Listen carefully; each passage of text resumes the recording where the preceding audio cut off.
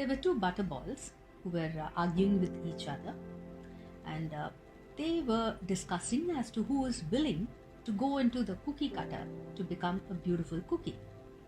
And the square butterball was arguing, I prefer to remain the same. Nothing beats being a soft butterball. And the round one argued, and he retorted, You simpleton, I would rather transform from a ball into a cookie with a flat tummy. If I were you, I would lose weight and pray that I'm being picked for the next batch. Now the square one swayed to this idea, and he said, Maybe you're right. It is good to be a cookie with chocolate sprinkles. And now soon the round one was picked. He gets picked, and the square one prays that he gets to meet his friend soon. Soon the square one is also picked, and he becomes a beautiful cookie. And as destiny finds its way, both of them meet in a department store. Now the square one is shocked when he sees his friend old, withered and broken, and he says, Oh my God, what happened? This is what you wanted to be. And then the round one replies, I never knew kids these days prefer whole wheat grain cookies over chocolate ones. I'm so sorry. If it hadn't been for me, you would have been happy at the bakery. Now, the square one puffs up his chest and says, So, I was right, you loser. And his broken friend asks, Am I the only loser? How to forgive? Just choose to forgive him. Know why you are forgiving him. Now, you think that when you are forgiving someone, you're doing so that you're kind of helping him to turn over a new leaf. But no, that cannot be the reason. Forgive him. Ask God to forgive him. That is the ultimate method of forgiving. It is to check yourself to ensure that you are forgiving him wholeheartedly. And this has to be unconditional. And for this to be unconditional, you need to understand that when you are forgiving someone, you are doing so for your own well-being. It kind of sets you free.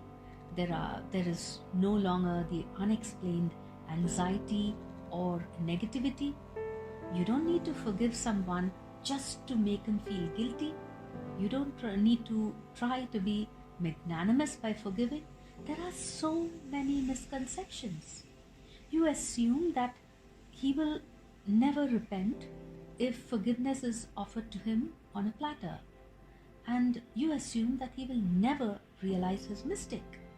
You assume that if you do not forgive, the universe will punish you for that, for not having a big heart. Then you forgive out of fear. You assume that you are expected to protect the one you have forgiven, and that you should never talk about it to anyone. So many misconceptions. Even if this person doesn't realize or repent, it's done. It's not your concern. But when you forgive, it is your responsibility to do what you have to protect yourself, and there's nothing wrong in you protecting your loved ones as well. Now let's move to the next part, to forget. Now the reason is very much the same as the ones for forgiving. Fear, doubt, unpleasantness, self-doubt. No one wants them as friends. Trust in the universe, believing in love, creating everlasting bond. Everything takes a hit when you don't forget.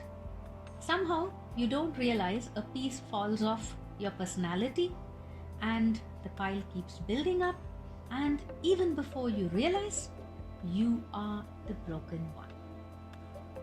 How to forget? When you think about it, force in a random thought, preferably a happy thought. if not at least a neutral thought. Keep yourself engaged in something, maybe a thinking exercise, a logical problem, a puzzle, Sudoku, watching a movie, or practicing on your musical instrument, chatting with a friend, just anything that will not disturb your happiness. It is good. Now, mind doesn't have a filter, and it may jog up a long forgotten memory and throw it in your face all of a sudden.